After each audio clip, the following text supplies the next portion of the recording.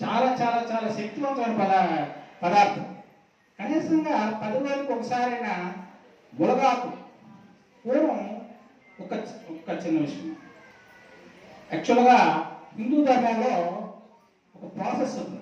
అమ్మవారికి మునగాకును పప్పు వేసి అన్నం పెడతారు, మీకు తెలుసా? అమ్మవారి పండుగ అయినప్పుడు మా ప్రాంతంలో పెడతారు మునగాకు, పప్పు, అన్నం. ఇదే అమ్మవారి ప్రసాదం. నాకు తెలియక అప్పట్లో మా నాన్నమ్మ గారికి అడిగాను, ఏంటి అందరికున్న దేవులకును లడ్డూలు స్వీట్లు అన్నీ పెడుతున్నారు, అమ్మవారి దగ్గరికి వచ్చేసరికి ఏంటి మీరు మునగాకు పప్పు అన్నం పెట్టారు ఏంటండి? మునగాకు అంత బలమైనది, చికెన్ మటన్ కంటే బలమైనది. అమ్మవారికి శక్తి కోసం మనం పెట్టేదేంటి? అమ్మవారికి శక్తి. ఎందుకు? మనల్ని కాపాడడం కోసం ఆవిడ శక్తి కావాలి. మునగాకు తినే వాళ్ళకి అంటు రోగాలు రావడం చాలా కష్టం. నిజం, ఇది చాలా నిజం కూడా. నేను అనుకునేవాడిని ఈ ఊరకనే పెట్టారు కదా ఆచారంగా అనుకున్నాను. ఆచారం కాదు, అమ్మవారికి ఏం పెడతామో ఆ సరే తింటారు. మునగాకు పప్పు అన్నం చాలా చాలా శక్తివంతమైనది. మీకు దగ్గు జలుబు చిన్న చిన్న జ్వరాలు వైరస్ ఫీవర్లు రావు మునగాకు తినేవారికి. మీరు ట్రై చేయండి, వారం ఒకసారి మునగాకు తినండి, మునక్కాయలు ఉంటే తినండి. చాలా చాలా మంచిది, రక్త శుద్ధి చేస్తుంది, రక్తాన్ని ఇంప్రూవ్ చేస్తుంది. అదేవిధంగా రోగ నిరోధక శక్తిని విపరీతంగా పెంచుతుంది. మీరు 1 కేజీ చికెన్ కంటే 1/4 కేజీ మునగాకు తింటే మీరు చాలా శక్తివంతులు అవుతారు.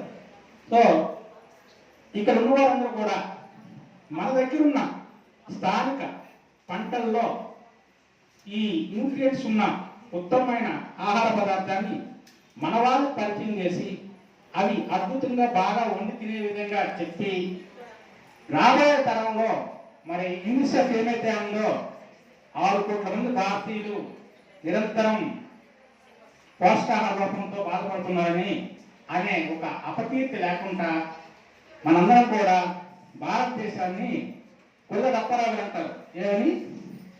తిండి కలిగితే కండ కలగదోయ్, కండ కలవాడే మనుషులు.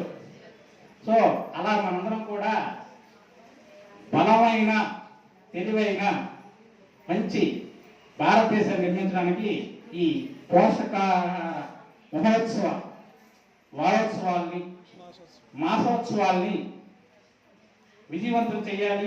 ఇక్కడ ఏదైతే పెట్టారో ప్రతి గ్రామంలో కూడా ప్రజలకి వాటి తాలూకు గొప్పతనం చెప్పి పరిచయం చేసి వారు వాళ్ళ ఇంట్లో ఈసారి పండగలకి వండుకునే విధంగా చేయాలని ఇక్కడికి వచ్చిన అందరికి కూడా మీడియా సిబ్బందికి మరి ఆర్జేడి గారు మనలాంటి మారుమూల చింతపల్లి రావడం చాలా చాలా సంతోషం అమ్మా. మీరు వచ్చారంటే ఒక ఇది అంటే ఇక్కడ చేసే వాళ్ళు బాగా చేస్తున్నారని ఒక సంతోషం, మీరు ఒక ప్రోత్సాహం. అందుకు మీకు ధన్యవాదాలమ్మా.